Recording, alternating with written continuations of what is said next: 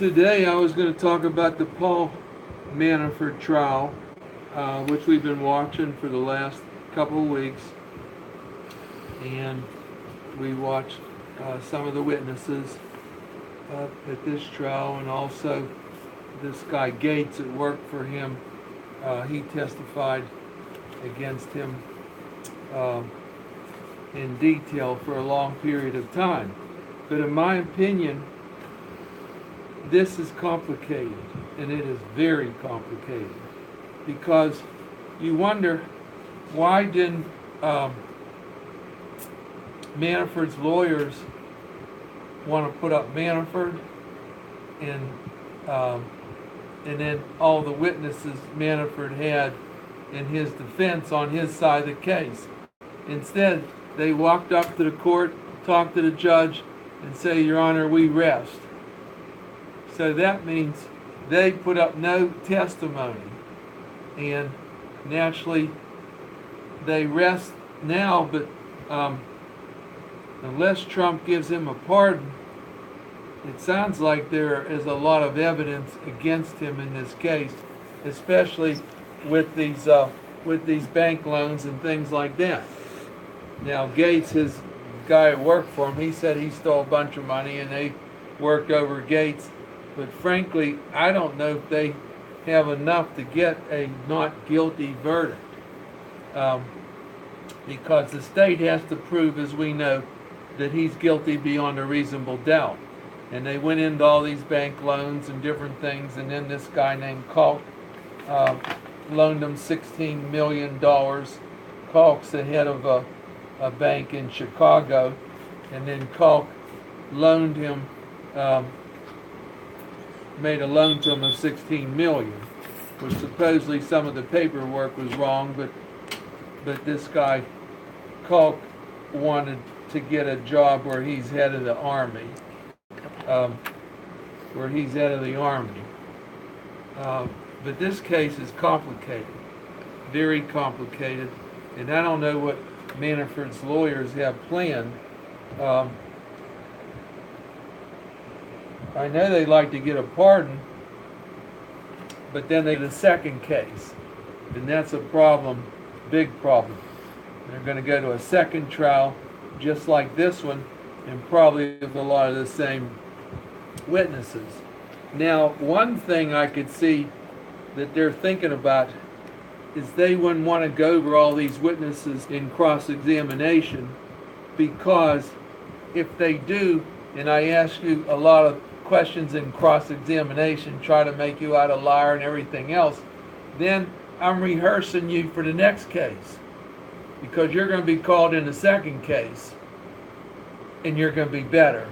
You're going to know the questions I'm asking you, whether you answer them right or not. In this case, you'll be prepared. That's why they said a lot of the witnesses in this case, the district attorney went over their testimony 3 different times. And a lot of the people, the witnesses in this case. So I don't know. It's tough unless they figure they're going to get a pardon. But a lot of these bank loans, I don't know why they're so difficult. You know, the man gives them his financial statements. Where's the property?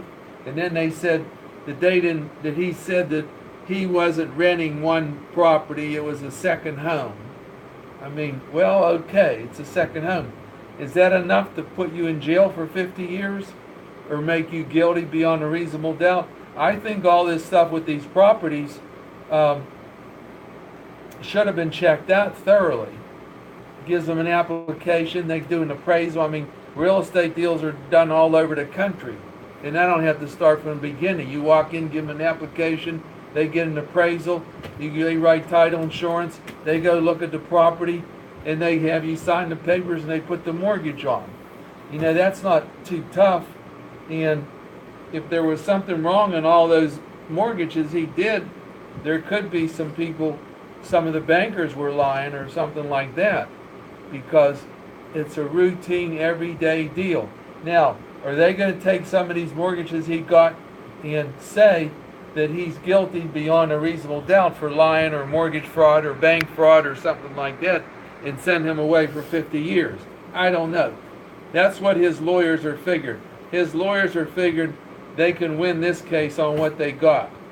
The second case, when it comes up, they don't want to rehearse all these witnesses in this case, because once you go over things with them over, like I said before, the second case, they'll be ready.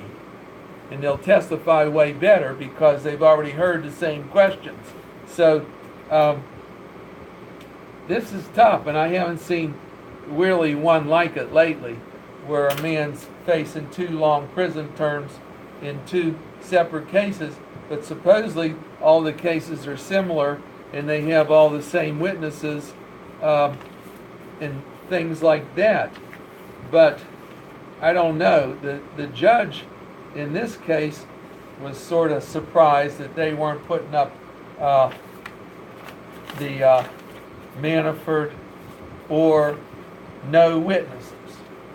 Not one, including the guy Gates that worked for him, that's been doing all the talking and testimony, and had the girlfriend in London, supposedly 4 other girlfriends, and then he took $200,000 from them, and he also set up all these foreign bank accounts.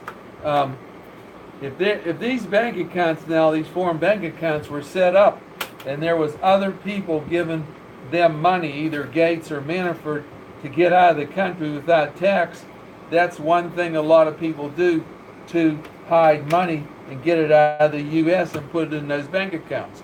Now, they would put it in those accounts, even though they weren't in their name. They would trust Paul Manafort to watch their money. Now, if that happened, then there would be other people involved, and Manafort could start doing some talking. Manafort can't do no talking and start turning people in now, because he rested the case. In the first case, he says, I'm not saying nothing. Unless he has a deal with Trump on this pardon, I don't know. So what's going to happen, we're going to go into the second case, and I don't know. But the first case, though, another chance he has is if he could appeal the case. If he gets a verdict against him, appeal it and maybe win the appeal. If there is some kind of verdict against him for some amount of time. But they're talking about maybe he could get 50 years from this case and 50 years from the next case. That's 100 years in prison. And it is interesting. I haven't seen one like it. And I know his lawyers had to make a real big decision by not putting anything in this case, not letting Manafort testify, not calling any witnesses, because they didn't want to rehearse anybody for the second case. Because once they get rehearsed and they can get up there and start running their mouth, and they can put you away in a minute. Once they have their testimony straight, and they'll know the questions you're going to ask them in the second case because you already asked them in the first case. It is complicated. I haven't seen one like it. And they had to make a decision. I don't know if they should have put Manafort up and called some of his witnesses in this case, but we'll know at a later date. But one chance he might have here, like I said, is maybe doing some kind of appeal on something that somebody said in this case, especially all this property going back and forth with these banks and loans. That's just simple information, and it sounded like everybody was making it complicated. He lied here, he lied there. Manafort said, talked to this guy Kalk in Chicago, said, oh, I'm sorry, I lied about, my statements. And he said, oh, okay. And then he turned around and gave him $16 million anyway. And supposedly they were supposed to make him head of the army. He was looking for a job in Trump's organization. But it's going to be interesting on how this comes out. The second case will be interesting. The first case, I don't know if he has a chance of winning this case. He either has to get out on a pardon, or he has to do some kind of appeal on some grounds, some mistakes that the prosecutor made in this case, and get it reversed. If he can get it reversed, then he would do this case over. But that would be after he does his second case. Anyway, it's complicated. I haven't seen one like it, and it's going to be interesting. Thank you.